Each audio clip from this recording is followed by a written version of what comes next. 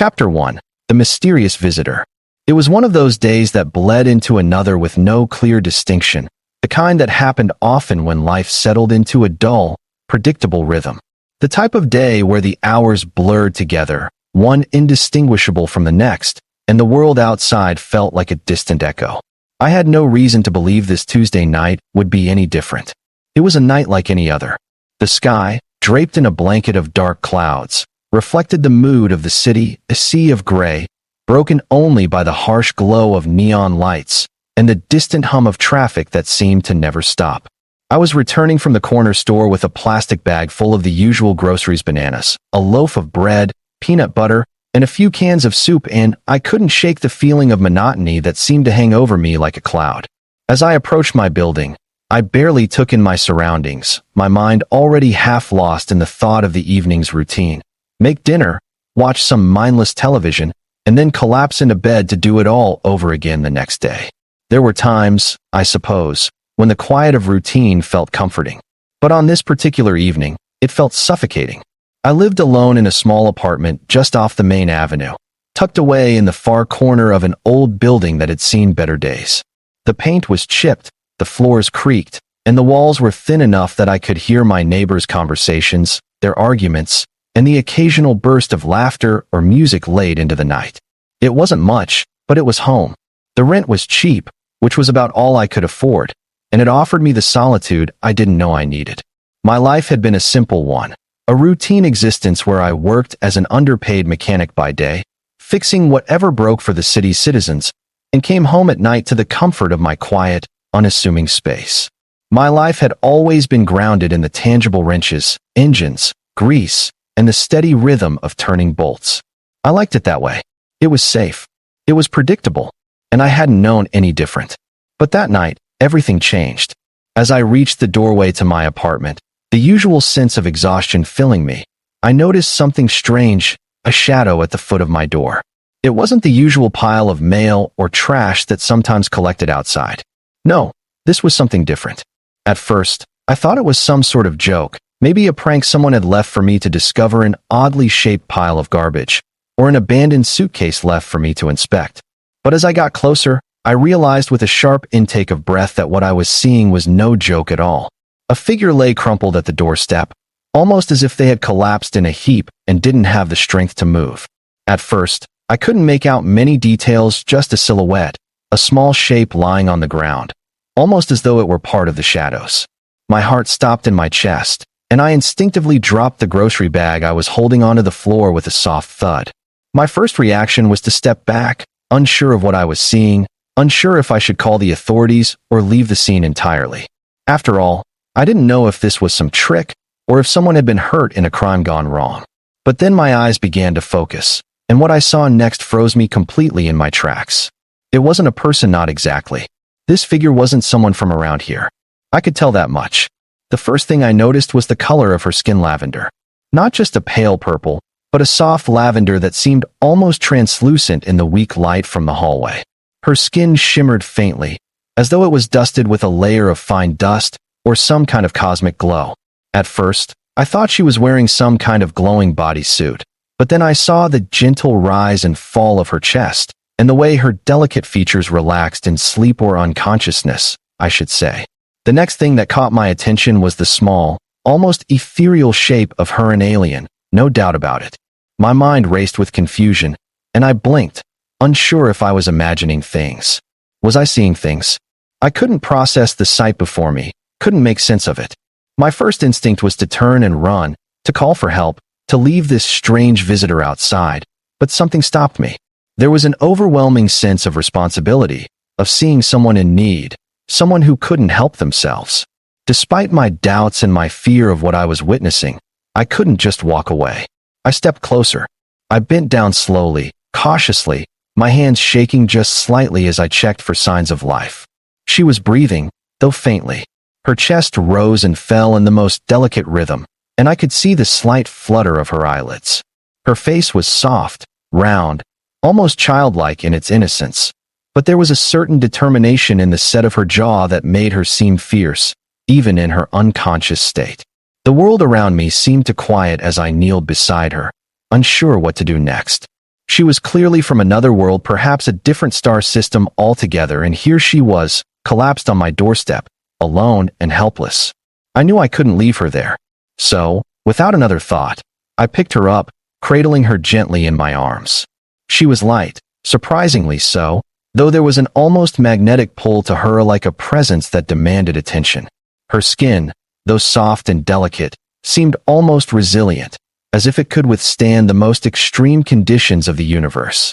I had no idea how she had ended up here, on my doorstep, of all places. But something in me couldn't abandon her, not now. I carried her into my apartment, heart pounding, my mind racing. What was I supposed to do with her? Where did she come from? Why was she here? As I placed her gently on my couch, I hurriedly grabbed a blanket and threw it over her small form, unsure if she even needed it, but unable to think of anything else to do. I stood there for a moment, watching her, my heart still racing.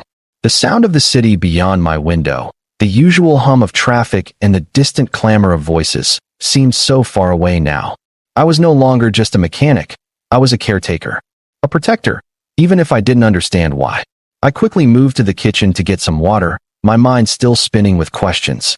I knew I had to find out who she was, where she came from, and what had happened. But one thing was certain: this moment, this strange, inexplicable encounter, was going to change everything. This was the start of something I hadn't planned for, something that would pull me into a world beyond my own, a world that was far stranger and more dangerous than anything I could have ever imagined. When I returned with the water, I found her stirring. Her eyes fluttered open, and the first thing she saw was me, a stranger in her world. She blinked, confused, and her violet eyes locked onto mine. For a moment, neither of us spoke. But then, as her gaze softened, she whispered, her voice barely above a whisper, You are kind." I had no idea what she was trying to say or what it meant, but I knew one thing. My life, the quiet existence I had carefully built for myself, had just been turned upside down. The woman before me wasn't just someone I had found by chance. She was a part of a story I hadn't yet begun to understand. But from that moment on, I knew I couldn't walk away. She wasn't just a visitor, she was something far greater, someone who would change everything. I stood there for what felt like an eternity, my heart thumping wildly in my chest, unsure of what to do next. The woman on my couch stirred, and I felt an overwhelming impulse to help, to make sure she was okay. My mind raced through a dozen questions, none of them with any clear answers. Where had she come from? Why was she on my doorstep? How had she gotten here, and what did she want? My hands shook slightly as I placed the glass of water on the coffee table, watching as she blinked her large violet eyes open, slowly adjusting to the dim light of the room. Her skin shimmered faintly, and I noticed the delicate, almost transparent pattern of tiny markings running across her arms and neck, like some kind of beautiful tattoo, glowing softly. She looked up at me, her gaze intense, but somehow distant. Her lips parted as though she wanted to speak, but the words didn't come right away.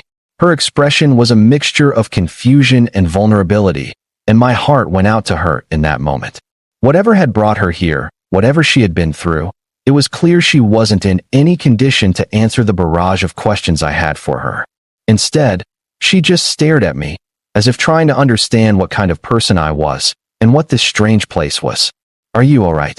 I finally managed to ask, my voice rough from the adrenaline that was still coursing through my veins. She didn't immediately respond, but there was a flicker in her eyes, like she was weighing her options, deciding whether to trust me or not. Slowly, she reached out for the water I had set on the table, and I watched her hand, graceful and slender, tremble slightly as she grasped the glass. There was a certain elegance to her, even in her weakened state. I don't know," she whispered, her voice soft and melodic, but faint, as though she hadn't spoken in days. "I just needed somewhere to rest." Her accent was foreign, unfamiliar to my ears, and the words themselves seemed to flow differently, as though she were struggling to translate them. I watched her take a small sip of the water, her hands cupping the glass gently, almost reverently. There was a delicate grace in the way she moved, despite the exhaustion that was clearly written all over her face. She set the glass down and looked at me again, her gaze softening as she seemed to process her surroundings. Her eyes locked onto mine, and for a moment, we just stood there, an unspoken connection building between us in the quiet of the room. "Where am I?" she finally asked, her voice trembling ever so slightly as she spoke. Her words were slow, deliberate, as if she were piecing together fragments of a memory that didn't quite fit. "Is this your home?" I nodded slowly, unsure of how much to say. My mind was still racing, trying to put together the fragments of what had happened. She had collapsed at my doorstep, and now she was here, in my home, and somehow, despite everything, I felt a strange sense of responsibility for her. She was someone in need, someone who had nowhere else to turn. And for reasons I couldn't explain, I felt an odd sense of protectiveness for her, even though I didn't know anything about her or her world. "Yes," I said softly.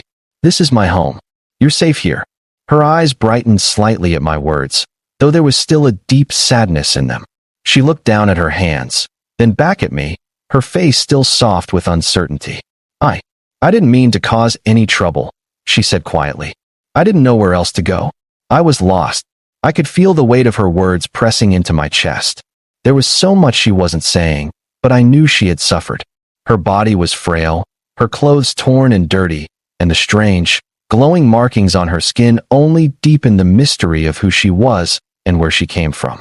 I had no answers for her, and yet something told me that I had to help. She had collapsed on my doorstep for a reason. Somehow, she had chosen me. "You're not causing trouble," I reassured her. "It's okay. Just rest for now." She nodded slowly, her eyes fluttering for a moment as she leaned back against the cushions, letting the weariness take over. I could see the exhaustion in every line of her face, every droop of her eyelids. She had been through something that had drained the strength from her body. I wanted to know what, but I also knew better than to press her for answers too soon. She needed time to recover, to feel safe, before she could tell me anything. I sat back in the chair across from her, watching her as she closed her eyes and drifted into a light sleep. Her breath, though faint, was steady now, and the tension that had held her body in a rigid, defensive state seemed to soften. I couldn't help but wonder what kind of life she had lived before arriving at my doorstep. How had she gotten here? And what did she want from me? The questions hung in the air, unanswered, as the minutes passed. I let the silence settle over the room, knowing that the answers would come in time. I had no idea who she was, or what she had been through, but something inside me told me that taking her in, helping her, was the right thing to do. Chapter 2, A Family Unexpected. The next few days passed in a blur of uncertainty and discovery. As the alien woman whose name, I learned, was Hilaire arrested and recovered, I found myself constantly worrying about her well-being. Her body was frail, her strength still not fully restored, and it seemed like every time I checked on her, she had fallen back into a deep sleep. Her eyes would flutter open briefly, as though trying to assess her surroundings, but she never stayed awake for long. I found myself pacing the apartment, wondering what to do next. The more I thought about it, the more questions piled up. Where was she from? How had she ended up on my doorstep? And what was I supposed to do with her now? The first time she managed to sit up fully, I felt a strange sense of relief. Her violet eyes were clearer, her breathing less labored, though there was still an air of fragility about her. She had begun to eat, her appetite gradually returning as I made her simple meal soups, rice, fruit, but it was clear she was still getting used to the idea of being cared for. One afternoon, as I sat at the kitchen table eating a late lunch, she appeared in the doorway of the living room, her bare feet silent on the floor. She was standing there, looking at me with a mix of curiosity and wariness. The sight of her standing, no longer hunched over or fragile, made something stir inside me, a small feeling of pride. She had come a long way in a short amount of time, and though she was still far from recovered, she was improving. "Feeling better?" I asked, offering her a soft smile. She nodded, but there was still hesitation in her expression, as if she wasn't sure of her place here. I don't know how to thank you," Hilaire said quietly, her voice still tinged with the fragility of someone who had been through a great deal. She looked at her hands, then back at me, her expression one of confusion and awe. "You've taken me in, a stranger, with no reason other than kindness. I don't know how to repay you for this." I waved away her gratitude, unsure of how to respond to her sincerity. "You don't need to repay me. I just want to make sure you're okay." Her eyes softened at that, and for the first time, I saw a hint of the woman she had been before all this. There was a warmth there, a spark of humanity that made her seem less alien and more like a person who had been through something unimaginable, but was now looking for a way forward. She took a hesitant step toward the table, sitting across from me, still unsure of her place in this strange new world she had found herself in. I don't know where I am or what happened to me, but I don't feel so lost anymore. I don't know how to explain it, but when you looked at me, when you decided to help me, I felt like maybe I wasn't alone in the universe. I felt a lump form in my throat as she spoke. There was a vulnerability in her voice, a need to connect that resonated deeply with me. I had never expected my life to take this turn, to suddenly be responsible for an alien in need, but now that she was here, I couldn't imagine it any other way. "You're not alone," I said, my voice steady despite the emotions stirring inside me. "You're part of this family now. You're not a stranger anymore." Her eyes widened, and then, for the first time since I had met her, Alara smiled. It was small, but genuine, and it lit up her face in a way that made her seem even more human than she had before. She wasn't just an alien from another world anymore. She was someone I had taken in, someone I was helping. And in that moment, it felt like the beginning of something new, not just for her, but for me too. I will call you family," she whispered, her voice soft, filled with sincerity. "Because that's what you are to me now." I didn't know how this would unfold, what kind of future lay ahead for us. But for the first time in a long time, I felt like I wasn't just existing, I was living, truly living. And with Alara by my side, it felt like anything was possible. The days that followed Alara's admission that she would now call me family were strange, but oddly comforting. It wasn't just that she was a living, breathing being from another world. It was the way she brought a sense of something new to my otherwise monotonous life. There were no grandiose moments, no dramatic shifts. It wasn't some magical transformation where everything clicked and fell into place. But as time passed, I found that her presence was a steady comfort. She became a part of my routine, just as the world outside seemed to keep spinning around us. She helped around the apartment, despite her initial reluctance. At first, she had hesitated, as though unsure of what role she could play in my home, but she quickly warmed up to the idea. She'd help clean, wipe down surfaces, and even try to cook with the ingredients I left for her, although I learned very quickly that her culinary style was unique, to say the least. Her attempts at using the kitchen were often a mix of curiosity and unintentional disaster, yet she laughed it off, never once looking embarrassed or defeated. It was a quality in her I admired, a resilience that went beyond her physical state. One afternoon, after a particularly unsuccessful attempt at making rice, which had, by some divine miracle, turned into a semi-solid paste, she sat down next to me at the kitchen table, holding a bowl in her hands, her face a mixture of confusion and amusement. "I don't think I've quite grasped how food works in this place," she said with a soft chuckle, the sound of it oddly soothing. She had taken to calling my home, this place, as if the very concept of Earth, or my simple apartment, was so foreign to her. I couldn't help but smile. "It's okay. Cooking isn't for everyone, but I'm sure you'll get the hang of it. Maybe we can try something a little simpler next time, like sandwiches?" She nodded thoughtfully, her eyes brightening at the idea. "Sandwiches," she repeated, as though it were an incredible discovery. "That sounds simple." I watched her, then her eyes glowing with a curiosity I hadn't anticipated. She was learning. She was adapting. And somehow, it made everything feel less impossible. It was in these small moments that I realized just how much my life had changed in such a short time.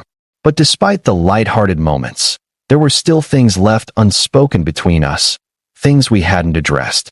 Her past, her home, how she had arrived here, to Earth, to my doorstep. It was something I had gently avoided bringing up, not wanting to push her when she was clearly still recovering. Yet, one night, as I sat on the couch reading a book, she came and sat next to me. Her eyes, which had once been full of confusion and uncertainty, were now tinged with something else, something heavier, something deeper.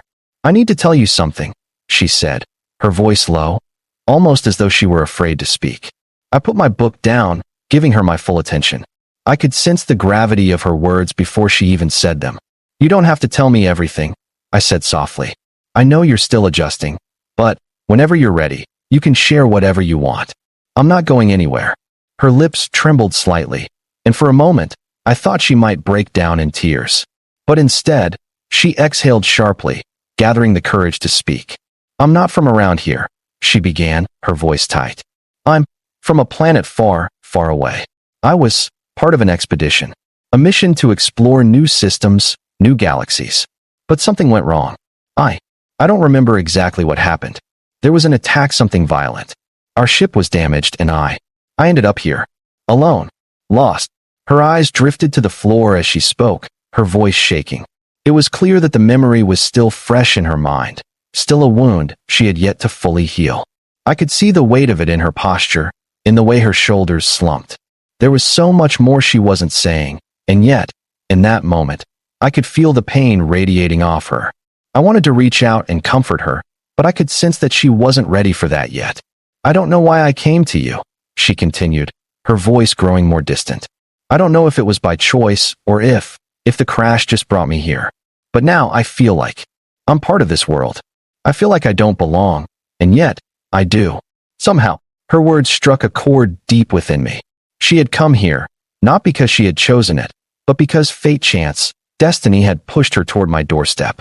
And now she was here, making her way through this strange new life. I realized that whatever her past had been, whatever her mission had been, it was now irrelevant. What mattered was that she was here. She was with me. And that, in itself, was something extraordinary. You belong here, I said, my voice steady.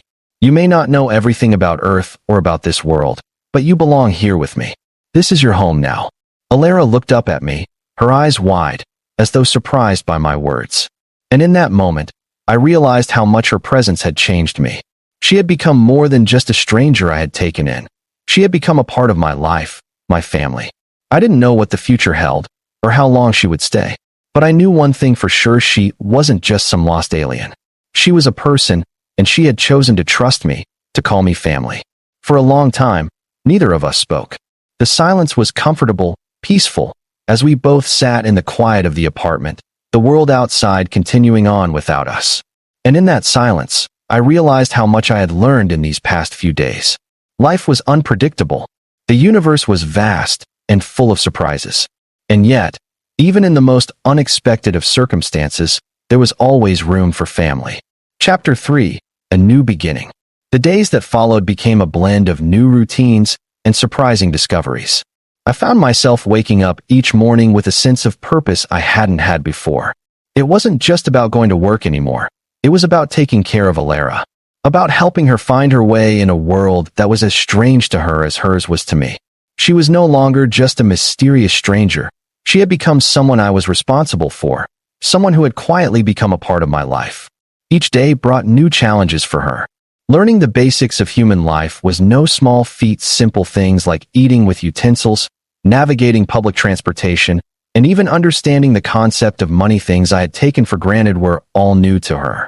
But she was a quick learner. Every time she faced something new, her eyes would light up with wonder, and I couldn't help but smile at how much she was adapting. There were moments, though, when the weight of her past seemed to return. Sometimes, at night, I'd find her staring at the ceiling, lost in thought. And when I'd ask if something was wrong, she'd simply shake her head, offering a weak smile that didn't quite reach her eyes. I tried not to push her to talk about her past. I knew that trust wasn't something that could be rushed. But one evening, after dinner, as we sat on the couch, something changed.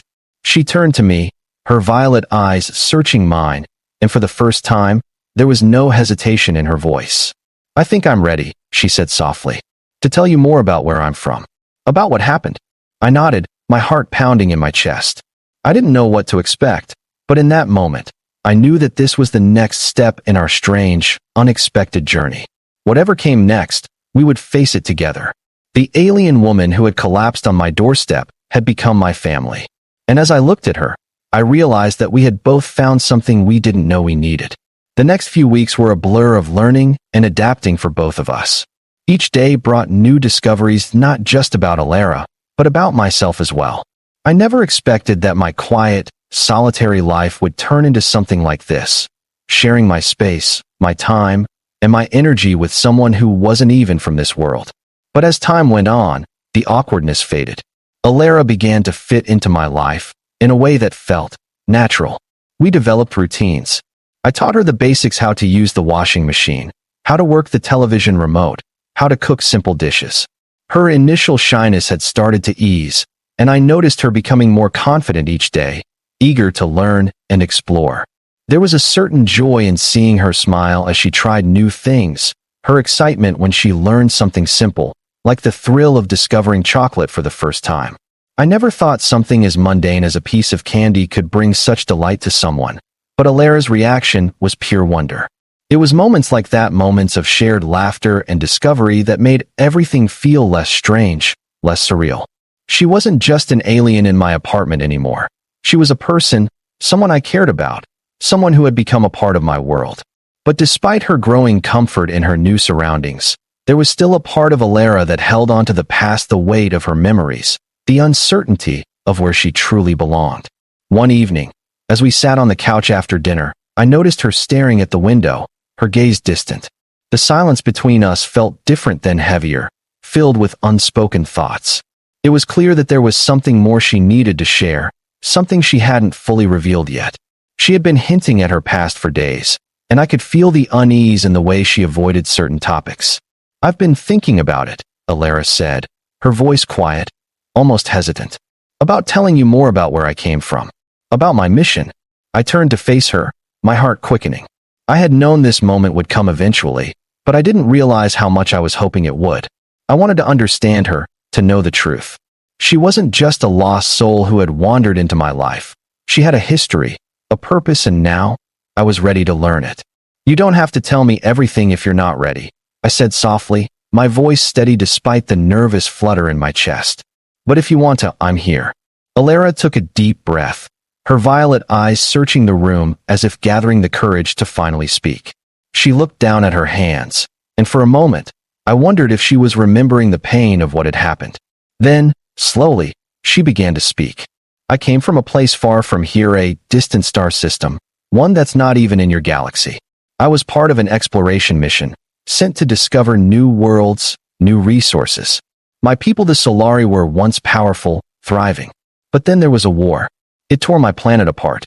My people, we were scattered across the universe, some of us seeking refuge on distant planets, others lost in the chaos. I was sent with a team to search for a new home, but something went wrong. We were attacked by another faction, people who wanted to use us, enslave us, or worse. My ship was damaged during the attack, and I was the only one who survived. I don't remember much of what happened after that. The next thing I knew, I woke up here, on Earth, with no idea how I got here or where I belonged." Her voice cracked at the end of her words, and I saw the pain in her eyes. I could feel the weight of her history, the trauma that still lingered in her, the isolation of losing everything she knew. For a long time, she was quiet, her face a mask of vulnerability and sorrow. I felt a deep ache for her, not just for the losses she had endured, but for the fact that she was here now, alone, far from her home. "I never wanted this," she continued, her voice barely above a whisper. "I never wanted to be lost, to be stranded. But now I'm here, and I don't know what to do." The silence between us grew thick, and for a moment, I wasn't sure what to say. There was so much pain in her story, so much loss, and I had never been in a position to truly understand it. But in that moment, I knew one thing for certain. She wasn't alone anymore. "You don't have to do it alone," I said softly. "Whatever happens, you have a place here. You have me." Alara turned to look at me then, her expression unreadable at first. But then, something in her eyes softened. It was a small shift, a subtle change, but it was enough. She reached out, her hand brushing against mine, her fingers tentative at first, but then more assured as she held onto my hand. "Thank you," she whispered. "Thank you for not letting me be alone." Her words resonated deeply within me. They weren't just a simple thank you, they were a recognition of the bond we had formed. We had both been lost, in different ways, but now we had found something in each other, something that neither of us could have predicted. And for the first time, I realized that this was no longer about me helping her, or her needing me. We were family now, whether by chance or choice, and together, we would face whatever came next. Chapter 4. The Family We Chose. It was a strange thing, Feeling the weight of someone else's history on your shoulders, while also knowing that they were relying on you to help carry them forward. But as the days turned into weeks and the weeks turned into months, I began to understand something fundamental about myself and about us. I had never known that my life would take a turn like this. I had never imagined I'd find myself caring so deeply for someone so far removed from my world, someone who had arrived in such an unexpected, unconventional way. But that was exactly what had happened. Alara, the alien woman who had collapsed on my doorstep, had become an integral part of my life in ways I never could have anticipated. The more time we spent together, the more I realized that she wasn't just a stranger I had taken in. She had become a companion, a confidant, a family member in every sense of the word. She was no longer just the alien who had crashed onto my doorstep. She was my friend, my family, and together, we were building something new, something neither of us had expected. One day, after a few months of living together, Alara turned to me with a hesitant smile, something almost mischievous in her eyes. "Do you ever wonder what my home is like?" she asked. I looked at her, surprised by the question. "What do you mean? Do you wonder what my planet is like?" "What my people are like," she clarified, her voice tinged with curiosity. I paused, thinking for a moment. I had never really considered it, not in any serious way. But now that she asked, I realized how much I wanted to know, how much I wanted to understand where she came from, the world she had lost. "Yeah, I do," I said, my voice sincere. "I've always wondered, and I think I'd love to see it one day, if you'd let me." Alara smiled softly, her eyes glowing with a warmth I had come to cherish. "Maybe one day," she said quietly. "Maybe one day, when I'm ready, we can find a way to go back, together." Her words hit me harder than I expected, stirring something deep within me, a mixture of hope and uncertainty. The thought of leaving Earth, of traveling to another world, was something I had never even considered before. But now, in that moment, it felt possible. It felt real. And just like that, I realized that no matter what, no matter where we went, we had each other. We had built this life together, and it was ours. We weren't just strangers in a vast, unfamiliar universe. We were family, and that was enough. Alara had come into my life by accident, a broken, lost soul from another world. But now she was home, and so was I. Together, we had created something beautiful out of the chaos that had brought us together, a family that wasn't bound by blood, but by choice, by the simple act of taking care of each other. And in that, we had found something more powerful than either of us could have ever imagined.